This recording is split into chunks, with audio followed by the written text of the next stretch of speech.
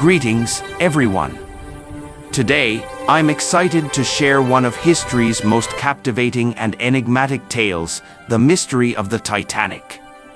You've likely heard of the Titanic before, perhaps through the iconic film or in books.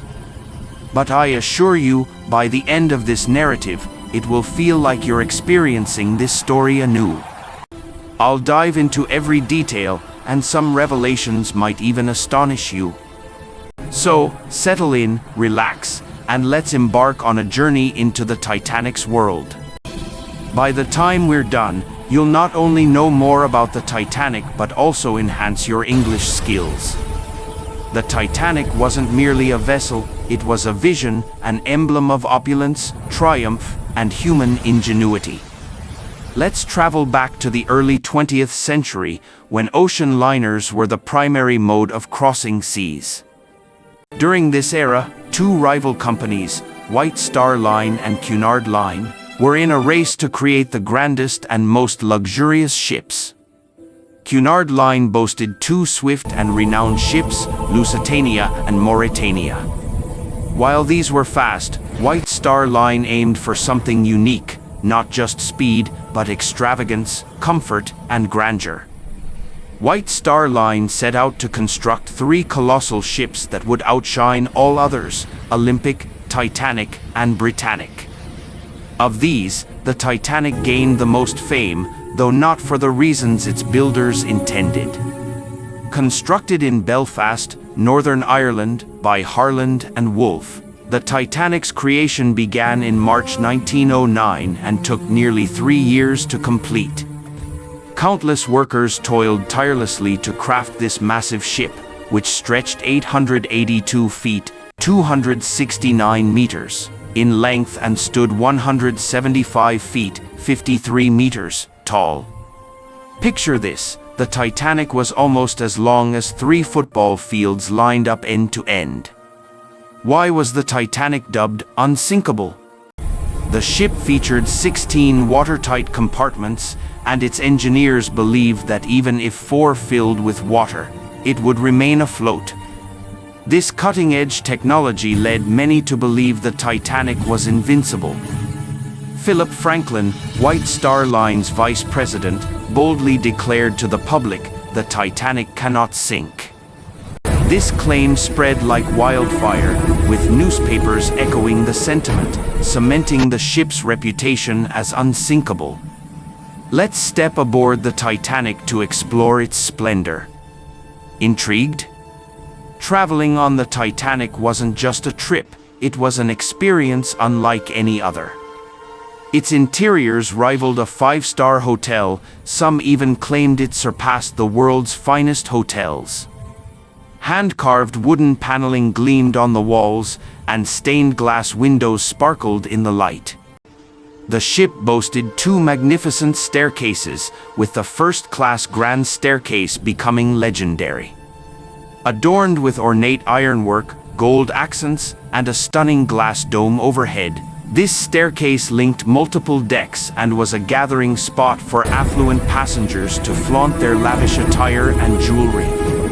Beyond its stunning decor, the Titanic offered amenities rare for ships of its time: a heated pool, a Turkish bath for relaxation, an electric bath hailed as a modern marvel, a gymnasium with exercise equipment, a squash court for sports enthusiasts, a library stocked with books, and 2 barber shops for grooming.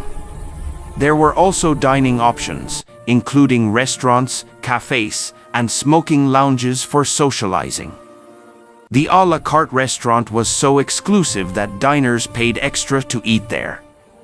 First-class cabins were adorned with silk drapes, elegant furnishings, and luxurious bedding.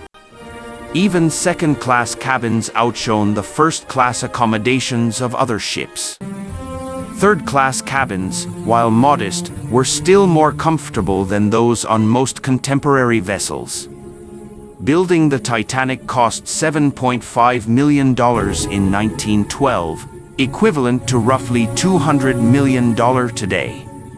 Tickets were exorbitantly priced. A first-class ticket cost $4,350, Akin to $100,000 today, second-class tickets were $60, about $1,500 now, and third-class tickets ranged from $15 to $40, or $400 to $1,000 in today's terms.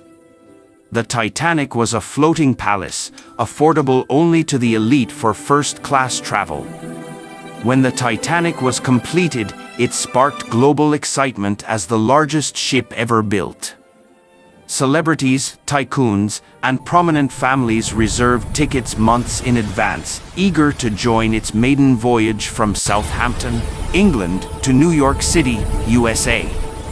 On April 10, 1912, the Titanic departed, with crowds gathered at Southampton's port to bid it farewell.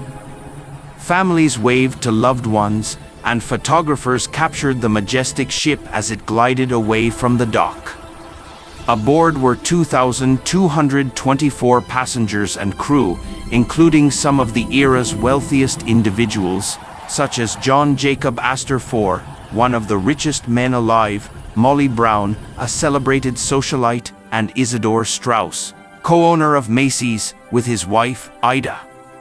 Third-class passengers, many of them immigrants, saw the Titanic as a beacon of hope for a new life in America.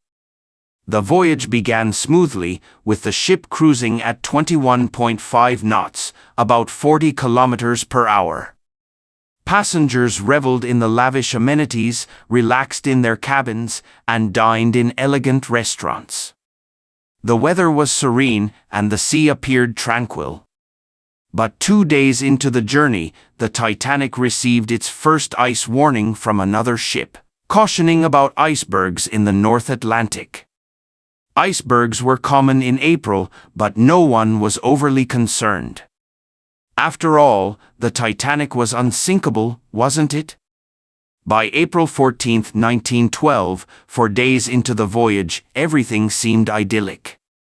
Passengers enjoyed the opulent surroundings, the sea was calm, and the skies were clear. Yet, no one foresaw the catastrophe looming, a disaster that would etch itself into history. That day, the Titanic received 7 iceberg warnings via Morse code from nearby ships, signaling large icebergs ahead. Some warnings never reached Captain Edward John Smith, as they weren't marked urgent. Others, handled by the Marconi wireless operators, were overlooked amid passenger messages. Even the warnings that reached the captain were dismissed. Confident in the ship's invincibility, Captain Smith maintained the Titanic's speed of 21.5 knots. The night of April 14th was pitch black, with no moon and faint starlight, making it hard to spot obstacles. The unusually calm sea, devoid of waves crashing against icebergs, rendered them nearly invisible. Lookouts Frederick Fleet and Reginald Lee, stationed in the crow's nest, lacked binoculars due to an officer's oversight, complicating their task of spotting dangers. At 11:39 p.m., disaster struck. Frederick Fleet spotted a massive, dark shape ahead. As the ship drew closer, he realized it was a colossal iceberg. He rang the warning bell 3 times and phoned the bridge, shouting, "Iceberg right ahead." First Officer William Murdoch ordered the ship to veer left and the engines to reverse, but it was too late. At 11:40 p.m., just 37 seconds after the sighting, the Titanic collided with the iceberg, estimated to be 200 feet high, 400 feet long, 100,000 years old, and weighing 1.5 million tons. Ice chunks fell onto the deck, but the real damage occurred below the waterline. How could ice breach a steel ship? Several factors explain this. First, the iceberg's immense weight and sharp edges acted like a blade. Only a fraction of it was visible above water, with its massive bulk below adding to its destructive force. Second, the Titanic's steel, though robust for 1912, became brittle in the freezing North Atlantic. When the iceberg struck, the steel cracked rather than bent. Third, the ship's rivets, some made, and why so many deaths. Investigations revealed the SS Californian's controversial role. Stationed 20 miles away, it had stopped for the night due to ice warnings. Its crew spotted the Titanic's lights and later its distress flares but dismissed them as celebratory. With its radio off, the Californian missed the Titanic's SOS calls. Had it responded, it could have reached the site by 2:30 or 3 a.m., potentially saving hundreds. The Californian's inaction led to sweeping maritime reforms, constant radio monitoring, standardized distress signals, and mandatory investigation of unusual activity. Captain Stanley Lord's reputation suffered, and he spent his life defending his actions until his death in 1962. The Titanic was more than a ship, it embodied human ambition and luxury. Yet, in one tragic night, it was lost to the Atlantic's icy depths. Its story, even a century later, remains one of history's most compelling sagas. After sinking on April 15, 1912, the Titanic vanished into the ocean's abyss. For decades, its resting place was a mystery, believed unreachable at 12,500 feet, 3,800 meters deep. It wasn't until 1985, 73 years later, that the wreck was finally located. Dr. Robert Ballard, a deep-sea explorer, and his team used advanced technology to find the shipwreck. They sent a robotic submarine to explore the ocean floor, and what they found was breathtaking. The bow, front, of the ship was relatively intact, while the stern, back, was twisted and broken, evidence of the ship splitting in two before it sank. Around the wreck, there were shoes, dishes, luggage, and other personal belongings of the passengers, a haunting reminder of the lives lost. Since its discovery, scientists have studied the wreck and found that it's slowly being destroyed. Bacteria and saltwater are eating away at the metal. According to experts, the Titanic could completely disintegrate by 2030, leaving nothing but memories. Despite this, the fascination with the Titanic continues.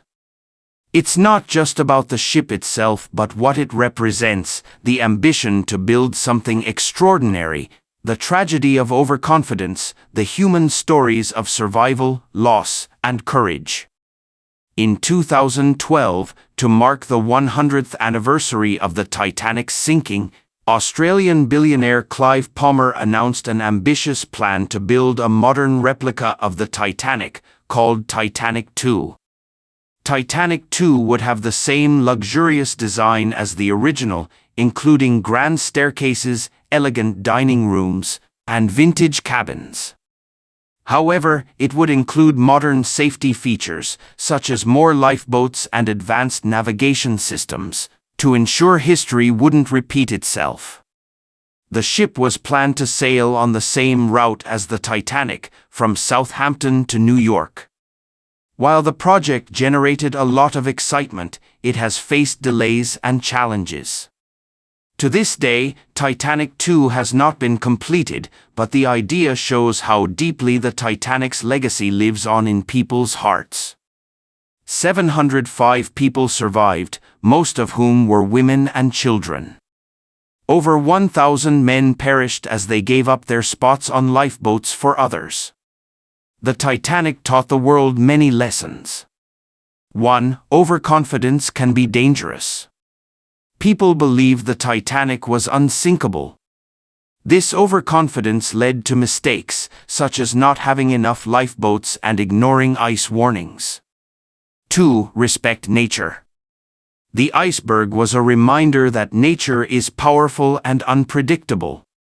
Even the most advanced human creations can be humbled by the forces of nature. 3. Plan for the worst. The Titanic disaster changed safety regulations forever. Ships are now required to have enough lifeboats for everyone on board, radios must be manned 24/7, and safety drills are mandatory. The Titanic story is a mix of glamour, tragedy, and mystery. People are drawn to it because it feels like a cautionary tale about human ambition and arrogance. The ship's wreck at the bottom of the ocean is like a time capsule, preserving a moment in history. But more than anything, it's the stories of the people on board, their bravery, sacrifices, and humanity that keep the Titanic alive in our hearts. The Titanic story is not just about loss, it's about learning and growing. Here's what we can take away: never give up. The survivors of the Titanic faced unimaginable trauma, but many went on to rebuild their lives. Their resilience is an inspiration to us all. Always be prepared. Life is unpredictable. Whether it's a shipwreck or a personal challenge, being prepared can make all the difference. Learn from mistakes.